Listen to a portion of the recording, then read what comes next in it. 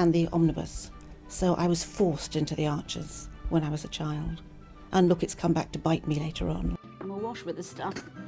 The Archers is the world's longest-running radio show, with more than 15,000 episodes broadcast. Despite being a rural flavour show, The Archers is recorded in the heart of... Welcome to the Deep Dive. Today we're plunging headfirst into those layers of life you find just beneath the surface.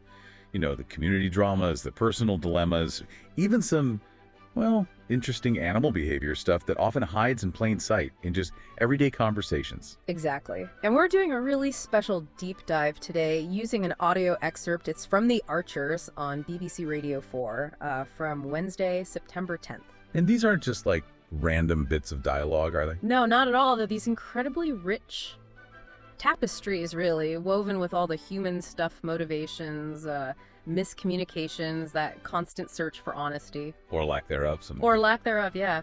And what's amazing is how these small conversations, they sort of become a mini world for understanding bigger things, right? Societal things, personal challenges. So our mission today, for you listening, is to pull out some key insights. How people handle responsibility, manage expectations.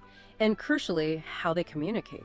Or sometimes how spectacularly they fail to communicate when things get tense. Yeah, we're talking everything from community scandals to, like, really intimate domestic stuff. And get ready for some surprises, maybe, about human nature. And canine nature, too, actually. Okay, so let's get right into it. The segment opens, and you immediately feel this tension. Oh, yeah. Palpable. It's Lily visiting Linda, and there's this atmosphere of avoidance. Yeah. Linda doesn't even want to name that thing from Sunday. It screams unresolved issue, doesn't it? Tells you straight away there's something big hanging over them. Classic setup. The conversation that needs to happen, but nobody wants to kick it off. Right. So naturally they deflect. Talk immediately turns to the flower and produce show. Seems innocent enough. But it's revealing, isn't it? Not just the event itself, but how it instantly becomes this little stage for different values, hidden community tensions. Right, like Green's idea for a medieval feel. Oh, yeah. With the colorful tents and period costumes. And Linda and Lily, yeah. Their reaction is just perfect. Shared, almost silent dismissal. Nah, if you can just hear the eye roll. Totally. But then it shifts, and the real issue pops up, changing the prizes. Yeah. Suddenly it's about spa treatments and dinner for two. And Linda, she has strong feelings about this. Very strong. The show's about standards, not material gain, she says. It really pins down her character, her values, you know, integrity, community spirit. Values which are about to get seriously tested. Exactly. It makes you think, doesn't it? How often do these little community things, specs and shows, become these, like, battlegrounds for bigger ideas? Okay, so this is where it gets really tangled. The core scandal. The payments. So Rex and Katma, yeah. And the community. They feel betrayed. And who do they blame? Linda. Squarely on Linda. But then, plot twist, Lily drops the bombshell. Huge one. It was her idea to pay them. Linda didn't even know. Wow, that just flips the whole script, doesn't it? Completely reframes it. And what's so insidious here isn't just the lie itself, but how the intention maybe to protect, to manage things, just ends up making it all worse, more volatile. So Linda knew the truth, but on Sunday, she stood up and took responsibility. Claimed it was her idea. She did. It's that classic thing, isn't it? The cover-up being worse than the original decision. It shows that being transparent, even if it hurts at first, it usually leads somewhere better. Yeah, even if it feels counterintuitive. Totally. Your gut says control it, but you often just lose control completely. So why did Linda lie?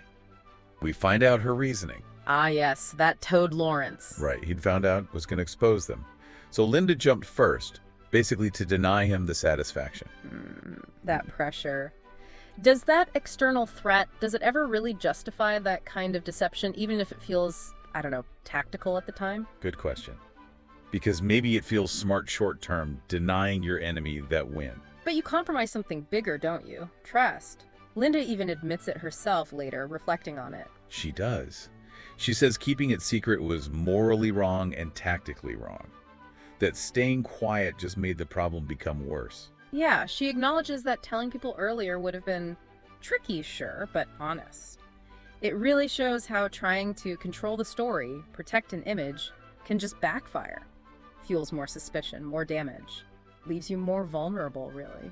And what about Freddie's advice? Keep our heads down, hope it might all blow over. That's tempting, isn't it? Just hide. So tempting. But does that ever actually work, especially in a place like Ambridge? Where gossip is basically the local sport? Probably not. Very rarely. Maybe never in a community that tight. The social fabric's just too connected. And Lily seems to get that. She wants to share the blame. Which shows a different kind of strength, actually, an urge for real resolution. But Linda, she shuts that down. Firm refusal. Yeah, really firm. No, you won't share the blame. And her reasoning is, well, it's stark. Protect Lily's reputation. Says Lily's at the start of things got far to go. It's almost maternal, isn't it? Shielding her. It is. But then Linda also points to her own reputation. Right. I've weathered greater storms than this, she says. People half expect this sort of thing from me. That's fascinating. That's self-perception mixed with what she thinks the community expects. It really is. And it raises a question for you, listening. When does protecting someone cross the line? Become just more deception, especially if it stops them learning or owning their part. And what does it mean, really, to weather greater storms? Is that resilience? Or just getting used to being misunderstood? Or maybe taking the fall becomes a habit. There's a psychological weight to that, surely. A heavy one. And, Yeah. predictably, it's not blowing over. Nope. Still hanging in the air. Affecting the whole community, even splitting the cricket team, mate against mate. And you hear from Brad. He thinks Linda's actions are weird, dodgy, says it's not like her. So the community's genuinely rattled. Yeah, and Lily, knowing the real story, she tries to smooth it over with Brad, says it's a lot more complicated. Linda's not entirely to blame. You can almost feel her struggling, can't you? Yeah. Caught between loyalty to Linda and the pressure of the truth. It's a tough spot. Many of us have been there, I think. Loyalty versus honesty. When does protecting someone become more about avoiding your own discomfort with, confrontation? And this is where Lily really steps up, takes a brave step. A courageous leap, yeah. She decides to tell Brad the truth about her part in it. Says she was to blame just to stop him going on about the same old stuff about Linda. That's big, especially after Linda tried so hard to shield her. And she doesn't stop there, does she? Takes it further, sends a message to the whole cricket team, calls a meeting Friday at the bowl. to discuss the current situation, where she plans to tell them everything. Wow, that's a massive shift. From hiding behind Linda to public confession, facing the music. It really is. It's powerful. Shows that sometimes the only way to actually clear the air is just radical transparency. And Linda's reaction to this plan, it's so complex. Tells you everything. Yeah, she thinks it's unwise. Which, understandable given her own approach. Yeah. But she also calls it rather courageous. Hopes for tolerance and understanding for Lily. So think about that. What does it take to publicly admit your part, especially when someone else tried to cover for you? It's not just saying sorry, it's challenging their protection, trusting the community. Trusted they can handle the truth and maybe forgive. It's a huge leap of faith. Often reshapes things more positively than any lie ever could long term. Definitely. And that theme, direct communication, even when it's awkward, it carries on, doesn't it? With Okay. Brad's own issue. Oh, yeah. His personal question for Lily about Amber, George's fiancée, He's really tied up in knots about it. Thinks he upset her on Sunday. because she started quietly sobbing. Yeah, after he apparently moaned about her phone pinging off all the time and was rabbiting on about cricket and the moon. Oh, Brad. Classic Brad. Good intentions, maybe, but clumsy. So clumsy. But Lily's advice, it's brilliant. So simple. Ask her. Just ask her. She says, look, maybe it wasn't you. Maybe it was something on the phone. You don't know unless you ask. But Brad hesitates. Don't want to set her off again. That fear is so real, isn't it? That fear of making things worse. Total relatable. But Lily pushes back. That's a risk you'll have to take, but I'm sure it's the best way to find out. And isn't that just it? How often do we build these huge stories in our heads, project our own anxieties, instead of just asking? Lily's advice just cuts through it. We avoid discomfort, even if it means staying uncertain, misunderstanding things. It's this barrier, this fear that asking will confirm the worst. Yeah, but as Lily says, it's often the only way to actually know, to get resolution. Either reassurance or at least knowing what needs fixing frees you from all that guessing. The mental load of speculation, yeah. It's so true. Okay. Sometimes the not knowing is worse. Yeah. Okay, let's switch gears a bit. Different story, but the themes They definitely connect. Navigating new dynamics, understanding communication. Exactly. We move to Ben, who's rehoming a dog, Cleo. And Rur's back, helping out at home farm, staying at Bloss Mill Cottage. Right. And Ben's got that classic new dog owner anxiety, doesn't he? Especially with Pip and Rosie coming to visit. Wants everything to go smoothly. That phrase again, go smoothly. Just like Linda wanting to control the narrative earlier. But Ben knows he worries about the degree of unpredictability with a young dog. New home, new faces, new smells. Plus Rosie, who tends to not always do what she's told. It's a recipe for, well, potential chaos. It mirrors adding any new element to a system, doesn't it? Human or animal. It disrupts things, introduces the unpredictable. And chaos does kind of happen, doesn't it? The Herbert incident. Poor Herbert the giraffe. Rosie's very special friend. Cleo gets hold of him by the neck, starts to rip into him. Oh dear. And Rosie, naturally, moves towards the dog to get Herbert back. That instinct to protect what's hers. And Ben, he shouts at Rosie to stop her. Probably his own protective instinct kicking in for Rosie's safety and trying to regain control. But the result, Rosie's upset. Yeah. By the shouting, by seeing Herbert mauled. Yeah, but this is where the animal behavior insight is key. And it parallels human miscommunication in a way. Stella explains it. What does she say? That Cleo had taken possession of Herbert, claimed him, and was simply going to defend her property. Which Stella stresses is perfectly normal behavior for a dog. It wasn't malice, just pure instinct. So Cleo's just being a dog. Pretty much. But the emotional fallout is very human. Rosie's genuinely sad about losing Herbert. And now she's a bit more nervous of Cleo. It's tough, right? Because even though Cleo acted normally for a dog, the impact on Rosie is real, significant. What's normal for one can be really upsetting for another. So how do you balance that?